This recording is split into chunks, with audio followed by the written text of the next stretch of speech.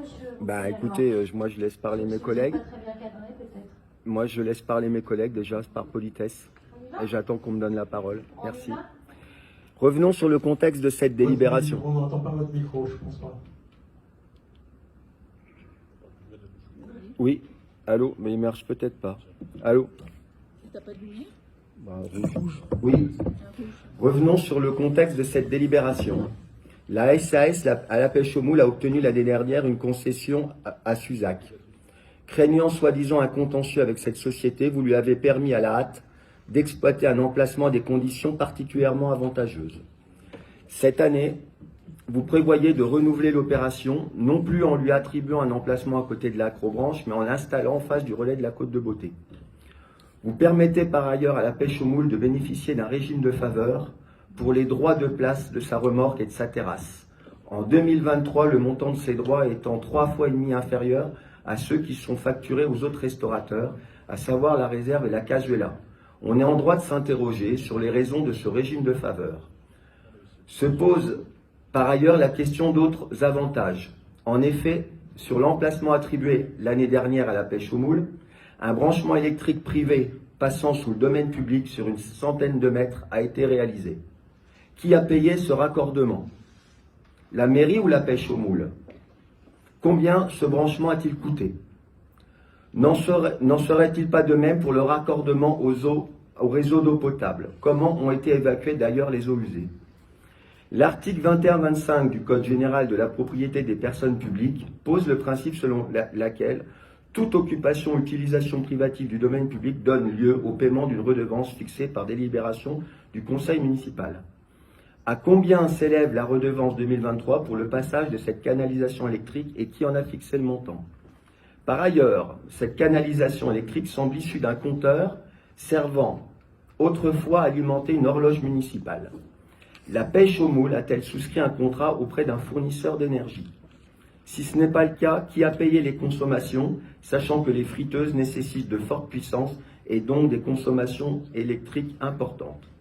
Pour mémoire, si c'est la commune qui a payé, elle ne peut pas refacturer l'énergie consommée à la pêche au moule, selon la loi de l'électricité de 1946. Cette année, vous souhaitez renouveler l'installation de la pêche au moule, toujours sur le domaine public, mais cette fois-ci à côté du manège. Comment vont s'effectuer les raccordements et aux frais de qui?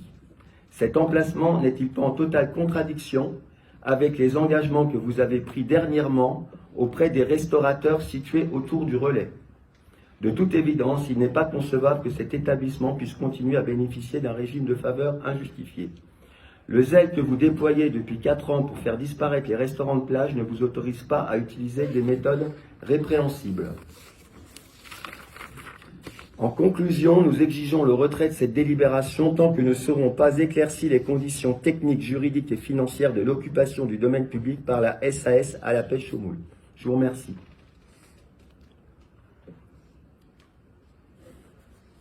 Vous allez nous donner vos questions par écrit, monsieur Bouquet, puis on vous répondra. Ben, c'est dommage parce que je pensais La seule question à laquelle je peux répondre, c'est effectivement qu'il faut passer par le conseil municipal et une délibération pour voter un tarif public. Ça tombe bien, c'est l'objet de la délibération. Mais j'aurais voulu savoir, c'était dans mes questions, qui avait payé le branchement électrique de l'année dernière, qui avait payé l'eau, qui avait payé l'électricité, est-ce qu'il y avait une redevance pour permettre à la canalisation électrique d'occuper le domaine public? C'est toutes ces questions-là auxquelles peut-être que vous ne savez pas répondre, mais peut-être que dans la salle, il y a des fonctionnaires qui pourront répondre. On saura vous répondre, mais ce n'est pas forcément l'objet de la délibération. Ben, c'est un petit peu parce qu'on sait... Non, monsieur, c'est pas l'objet de la Alors, délibération. alors, dans la délibération, qui paye l'eau et l'électricité en face du manège? La commune. C'est gratuit là. Tu vois, c'est D'accord, donc c'est un avantage. Donc il faudra le faire aussi aux autres restaurateurs alors. Non, vous savez bien qu'on n'est pas sur la même, du tout la même spécialité et que vous savez très bien que comme les camelots du marché nocturne, par exemple, se branchent sur les compteurs électriques qui sont le long du frontière. On ne leur demande pas à chacun un abonnement. Et que là, vous êtes sur une particularité de 2 mois en attendant la destruction d'Acapulco. Les camelots utilisent très peu d'électricité comparé à un établissement qui fait cuire des frites et donc avec des friteuses qui nécessitent des grosses puissances. Essayer justement de sauver aussi un restaurant qui lui a investi beaucoup d'argent parce qu'ils croyaient avoir cet établissement sur la plage et que là, on veut maintenir effectivement de bons rapports avec lui.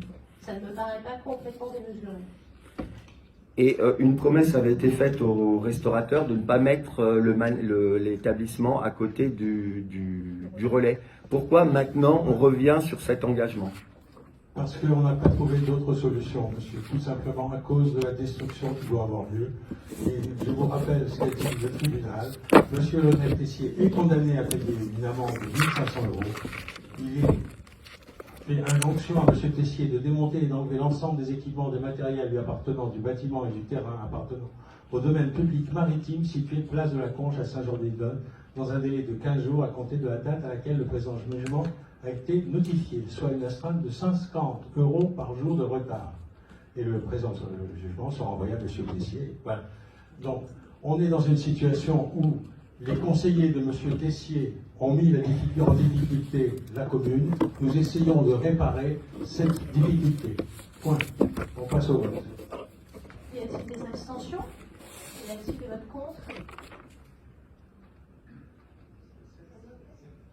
Je vous remercie.